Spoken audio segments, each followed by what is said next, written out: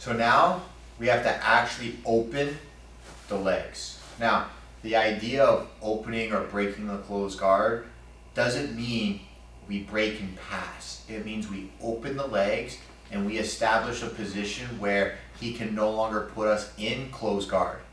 That means we can establish half guard, we can establish a combat base or a knee up position, or we can just be in open guard, okay?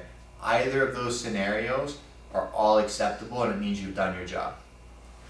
The big thing here is we want to make sure that we don't overdo it and try to go too far too quickly. Remember, we want to focus on the goals at hand, meaning we're going to pop the ankles open and we're going to establish a position in which my partner can no longer go back to closed guard without effectively working for you. So we're going to go over a traditional stand up and we're going to have a couple of key areas of focus here that's going to help you to get up. So the first one being, okay, having good control of both collars. The big thing I see a lot of people here is they take too big of a lean forward with the grip. Again, that's not what it's for. The collars, and the reason for the collars is when I take both of them and I take it just mediocrely right around the belt when it's out and I keep them together and I pin them, push my hand that way, it can't go. Now push my hand the other way. It's still on his chest. That's all that matters. It's stuck on his chest. It can go up, but again, it's stuck. I hit that end point.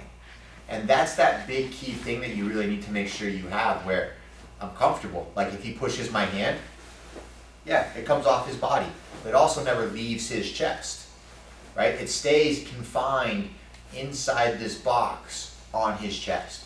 That's when you know you have a solid grip here. You're not coming way up here where the gi barely crosses, because then when he pushes, right, just push my arm up. There. See, that's at his end range, right? Push my hand up. Nope, just stand there and just push it up, like straight up. There. See, that gives him that ability to break the grip. So what I'm going to do is I'm going to put my chest down and I'm just going to grab it so that when he pushes up, I have that ability to push out. Yeah. There. His arms are pretty much locked out right here. But I'm still holding on. Even with 2 fingers, I can keep the jacket. But also with this same grip, it stays on his chest. Okay? And that's going to vary for everybody, right? That worked with this gi. If they're wearing a smaller gi, I might actually have to take a grip down here. If I'm going with somebody who's wearing a very giant gi, I might have to take a grip up here. It's all going to vary. You're going to, as you get used to playing this guard and playing around with it, working with different partners in your academy, you're going to figure out where that is. I have a good sense of when I pull the gis of where that comfort zone usually is, and it's usually right below the seam of the gi. Again, above the belt, below the sternum. Okay? That way, when I'm keeping my posture up and my shoulders back, when he brings his, pinch your knees, and bring your knees to your chest. That's what I care about. That. I don't care that my hand is in contact with him all the time. I care that when he tries, I hit that end range, and then now I'm comfortable and I have the ability to work because my elbow is locked out. And my hand is turned down in a good solid position. Not knuckles here because I don't want to roll over the top. I want to lock it out, palm down, comfortably.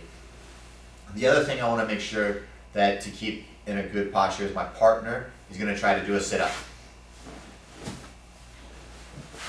Yep, he checked all 3 sides. My hand is in a good spot. He can't sit forward, he can't sit to one side, and he can't sit to the other. And my hand position didn't have to change. I didn't have to panic.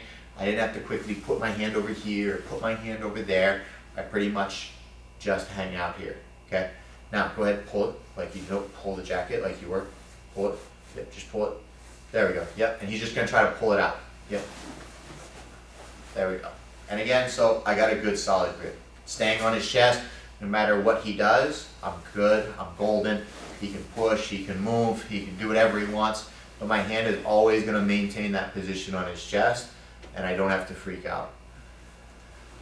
That's step 1, okay? Because if you don't set your hand properly when you try to stand up, You got to worry about the arm bar. You got to worry about your posture getting broken. You got to worry about stumbling when you get up to fall into another type of submission or an omoplata. We got to make sure we control the distance and we control our partner with a good hand position. Now, with that being said, now that we feel comfortable there, my partner's tried a few times and I have a good solid grip, we're going to control the other sleeve. Now, there are a few ways to do this. One, I can either tuck it and I can elbow down. For me, this is a little overkill, okay? But if you can get there, more power to you. I think if you can get here, you go there. But I think when he's going live and he's in here and he's fighting and he's rolling that wrist, the idea that you're going to get it tucked underneath there might be a little far-fetched. So don't necessarily take it as a, I have to get it under there, because I don't want you trying to like go get it. That's not what we're looking for. What we're looking for is a good control point where, go ahead and move your hand around, just move it around, where he's moving my hand around, yeah, move it around, there you go. And he's moving my arm, right? That means I don't have it under control. I might be holding it, but I'm not controlling it. Those are two very different things. I want to control it.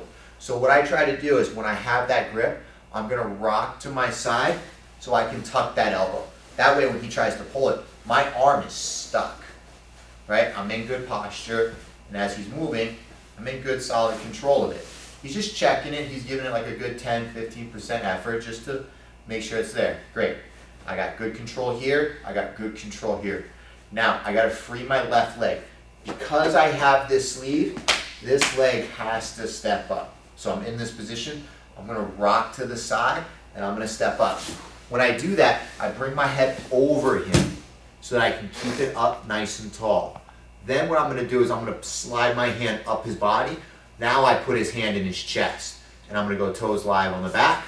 We're gonna stand up, and this is where everybody messes up. They have a good based posture, and then they start reaching back. What I wanna do is I wanna hip up nice and tall so that my elbows are inside. And now I'm gonna open it. Because I open this side and I have this sleeve, I'm gonna slide to the sleeve side. My leg comes inside, and I come back down into my base where my knee is up, and he can't close his guard. We have effectively broken the closed guard because he can't close it. I don't care about passing, I don't care about any of that. I care that he can't get there, okay? So let's take a look at it from this side so we can see the head positioning. I'm gonna take a good solid grip. I'm gonna take a good solid grip. Now, I'm gonna rock, and I'm gonna tuck that elbow inside in a good controlling position. I'm gonna rock to the side, and when I do that, you'll see my head drift over, but you won't see my arm break. So when I go like this, there, and I drift it up. And I took a good solid step about the line of his hip. And now I'm gonna rock back to the other side. My toes are live here in the back. Up, and posture with the hip. I'm gonna let go. I'm gonna pull up nice and tight. This arm is gonna go to work to break the legs. And I'm gonna shuffle to my left. My leg comes inside.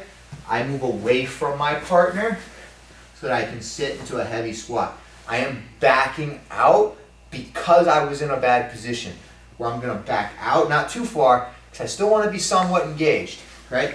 Just somewhere where he can't get those legs in, he can't close his guard, and I got a good frame to work with so I can work on my passing, whether it's double unders, stepping into half guard, knee cut passing, over under, it's all up to you, but at least we're getting to a good effective position.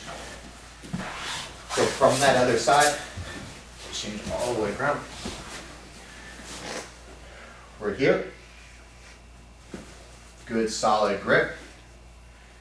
Inside position, okay? As he's moving this around, let's just practice. Get that elbow inside, lock it up. Good solid position. I got a rock now. Boom, I'm gonna punch, knuckles on top. Again, remember, I like the idea of using things that tell me to put pressure on him so things don't move. Don't turn it into a grip strength battle. Use your knuckles, use your body, push him down so that you can take weight off your legs to stand, and then we go up as tall as we can, head up. I don't like seeing people like this where that elbow is exposed for him to throw up that arm bar. I don't like that. I like being able to come up nice and tall and then use that elbow Use that hand to press inside, back up and down, keeping everything below the belt here. Playing a good solid defense to open up the closed guard.